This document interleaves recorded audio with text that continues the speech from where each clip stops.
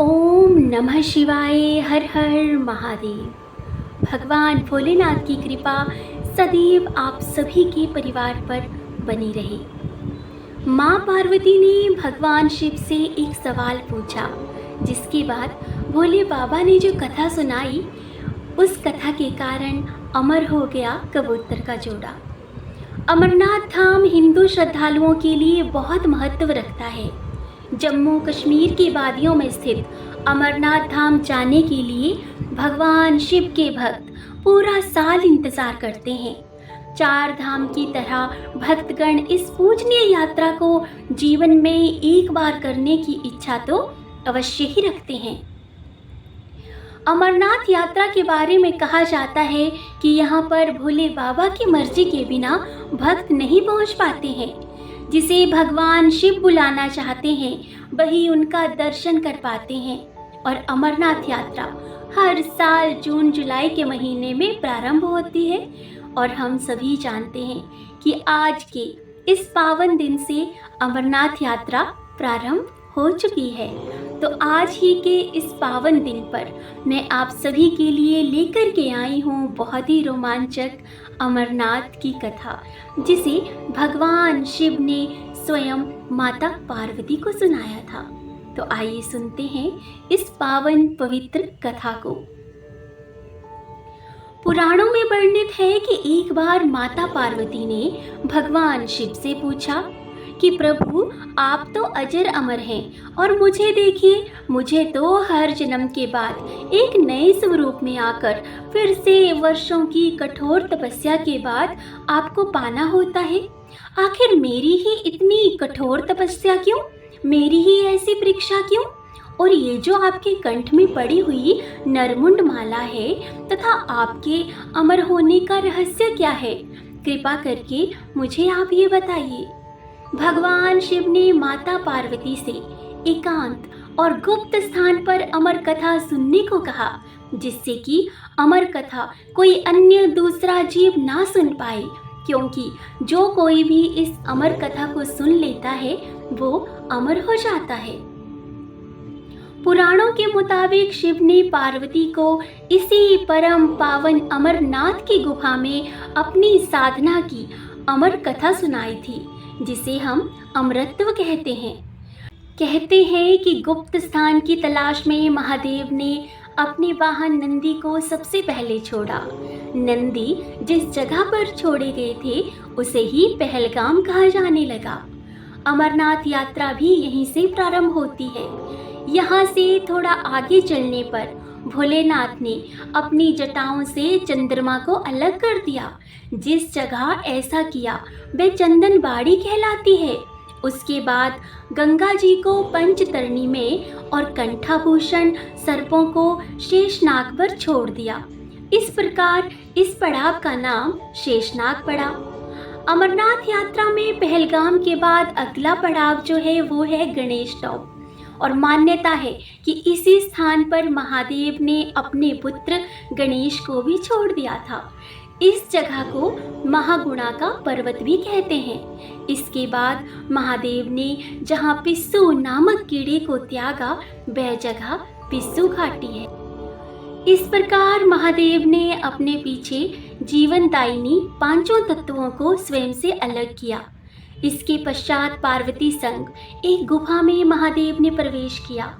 कोई तीसरा प्राणी यानी कि कोई भी व्यक्ति, पशु या पक्षी गुफा के अंदर घुसकर कथा को ना सुन सके, इसलिए उन्होंने चारों ओर अग्नि प्रज्वलित कर दी। फिर महादेव ने जीवन के इस गूढ़ रहस्य की कथा सुनाना प्रारंभ कर दिया। कथा सुनते सुनते देवी पार्वती को नींद आ गई और वे सो गई और महादेव जी को पता ही नहीं चला। वे लगातार कथा सुनाते रहे। ये कथा इस समय दो सफ़ेद कबूतर सुन रहे थे और बीच बीच में वो हामी भी भर रहे थे। महादेव को लगा कि पार्वती मुझे सुन रही हैं और बीच बीच में हुंकार भर रही हैं। चूंकि वैसे भी भोले बाबा अपने में ही मगन थे, तो सुनाने के अलावा उन्होंने कबूतरों की ओर ध्यान ही नहीं दिया। इस पूर्ण कथा को दोनों कबूतर ध्यान से सुनते रहे। जब कथा समाप्त होने पर महादेव जी का ध्यान पार्वती पर गया तो उन्हें पता चला कि पार्वती तो सो रही है, तो कथा सुन कौन रहा है आखिर। तब ऐसा जानने के लिए उनकी दृष्टि कबूतरों पर पड़ी, और जैसे ही भोले बाबा की दृष्टि दो कबूतरों पर पड़ी तो महादेव को क्रोध आ गया। वही कबूतर का जोड़ा उनकी शरण में आ गया और बोला, भगवान, हमने तो आपसे अमर कथा सुनी है, यदि आप हमें मार देंगे तो ये कथा तो झूठी हो जाएगी, हमें पथ प्रदान करें। इस पर महादेव जी ने उन्हें वर दिया कि तुम सदैव इस स्थान पर शिव पार्वती के प्रत्येक चिन्ह में निवास करोगे। अंततः कबूतर का जोड़ा अमर हो गया और इस गुफा की साक्षी भी हो गया। इस तरह इस स्थान का नाम अमरनाथ पड़ा। मान्यता है कि आज भी इन दो कबूतरों के दर्शन भक्तों को होते हैं, और अमरनाथ गुफा में ये भी प्रकृति का ही चमत्कार है कि शिव की पूजा वाले विशेष दिनों में बर्फ के शिवलिंग अपना आकार ले लेते हैं। यहाँ मौजूद शिवलिंग किसी आश्चर्य से कम नहीं है। पवित्र गुफा में एक और माँ पार्वती और श्री गणेश के भी अलग से बर्फ से निर्मित प्रतिरूपों के भी दर्शन किए जा सकते हैं। इसी कथा के साथ एक और अन्य कथा भी है, और उस पौराणिक कथा के अनुसार जब भगवान शिव माता पार्वती को अमृत ज्ञान सुना रहे थे तो उस गुफा में एक शुक यानी कि हरी कंठी वाला तोता भी मौजूद था, जो कि इस दिव्य ज्ञान को सुन रहा था। कथा सुनते सुनते माता पार्वती को तो नींद आ गई। ऐसे में उसकी जगह वह तोता ही इस कथा को सुनने लगा और हुंकार भरने लगा। तब भगवान शिव को ये बात पता चली तो वे शुक को मारने के लिए दौड़े और उसके पीछे अपना त्रिशूल छोड़ दिया।